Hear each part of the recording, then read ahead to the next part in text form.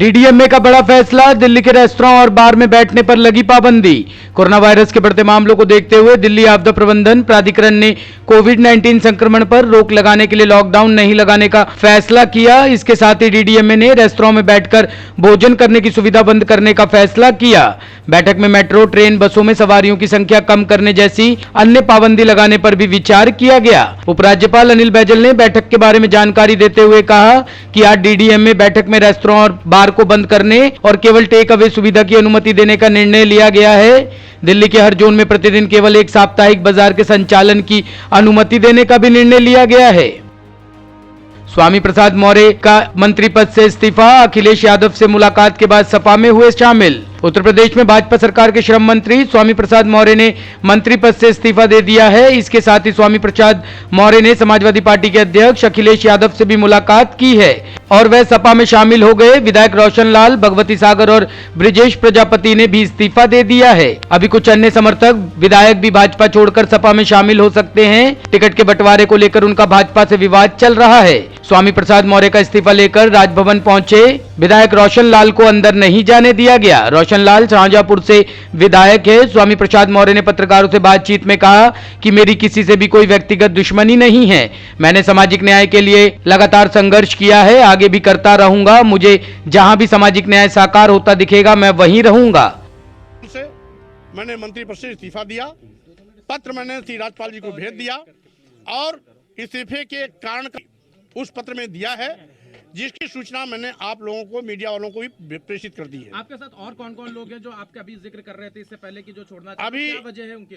1-2 दिन मैं अपने प्रदेश के कार्यकर्ताओं, समर्थकों से बात करूंगा और कौन कितनी संख्या में आ रहा है इसका आंकड़ा मैं 2 दिन बाद बताऊंगा। समाजवादी राष्ट्रीय अध्यक्ष अखिलेश यादव ने फोटो भी ट्वीट करी, तो क्या आप समाजवादी आज ज्वाइन करेंगे?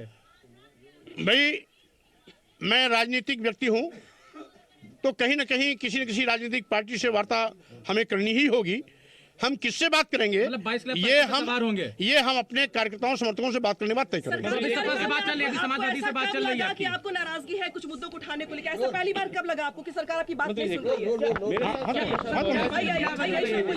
ऐसा है, हमें पहली बार ऐसा कब लगा? जब लगा तो मैंने इस्तीफा दिया। नहीं, मांग क्या थी आपकी, क्या चाहते थे आप पिछड़ों के लिए जो नहीं हो पाए इस सरकार के कार्यक्रम? मैंने दलित विरोधी, पिछड़ा विरोधी, किसान विरोधी, बेरोजगार नौजवान विरोधी एवं छोटे लघु मध्यम व्यापारी विरोधी सरकार के रवैये से शुभ होकर इस्तीफा दिया। क्या आपने कभी पार्टी के नेताओं से बात करने की कोशिश की, दिल्ली में अमित शाह से या प्रधानमंत्री से, उचित मेरी मांग नहीं मानी जा रही? उचित प्लेटफॉर्म पर मैं सदैव बात किया।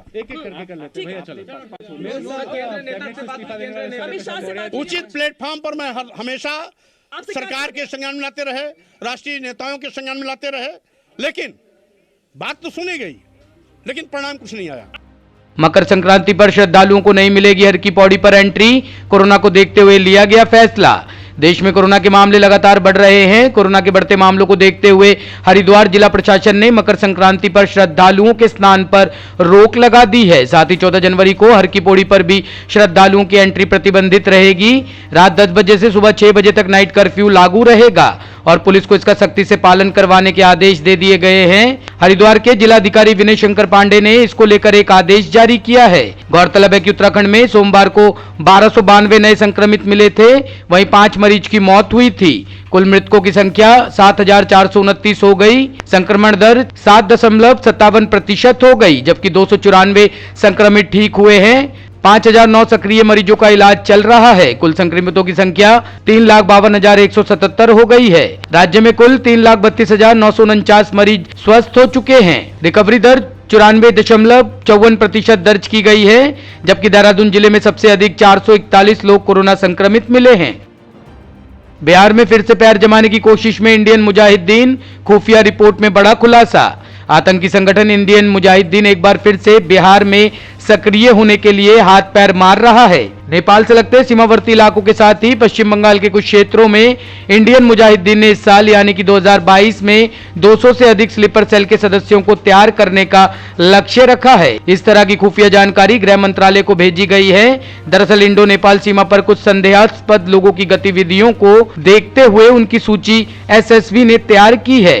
और इस तरह की जानकारी से मंत्रालय को अवगत कराया गया है। ऐसे लोगों को नेपाल में सक्रिय आईएसआई के एजेंट द्वारा फंडिंग की जा रही है। सीमावर्ती इलाकों के जो बेरोजगार और नाबालिग युवक है, उन्हें विश्वास में लेकर स्लीपर सेल के मेंबर के रूप में तैयार करने की कार्रवाई की जा रही है। नासमझ युवक इस जाल में फंसते जाते हैं और इन्हें बाद में जब हकीकत पता चलती है तब पछताने के अलावा कोई चारा नहीं रहता।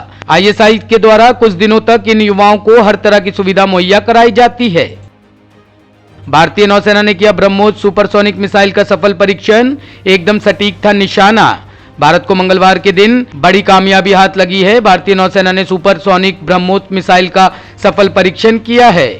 पश्चिमी तट पर तैनात नौसेना के लड़ाकू युद्धपोत आईएनएस विशाखापट्टनम से ब्रह्मोस मिसाइल का सफल परीक्षण किया गया है। भारतीय नौसेना के सूत्रों ने बताया कि यह मिसाइल का समुद्र से समुद्र में मार करने वाला वेरिएंट था। इसने अधिकतम रेंज और सटीकता के साथ लक्ष्य वाले जहाज पर हमला किया। आपको बता दें कि ब्रह्मोस सुपरसोनिक क्रूज मिसाइल को डीआरडीओ ने विकसित किया है। इस मिसाइल की रेंज हाल ही में 298 किलोमीटर से बढ़ाकर 450 किलोमीटर की गई थी। कम दूरी की ये रेमजेट सुपरसोनिक क्रूज मिसाइल विश्व में अपनी श्रेणी में सबसे तेज गति वाली है। इसे पनडुब्बी पानी के जहाज, विमान से या फिर जमीन से भी छोड़ा जा सकता है। यह रूस की P-800 ओंकिस क्रूज मिसाइल की प्रौद्योगिकी पर आधारित है। इस मिसाइल को भारतीय सेना, वायुसेना और नौसेना को सौंपा जा चुका है। ब्यूरो रिपोर्ट, टीम तफ्तीश न्यूज।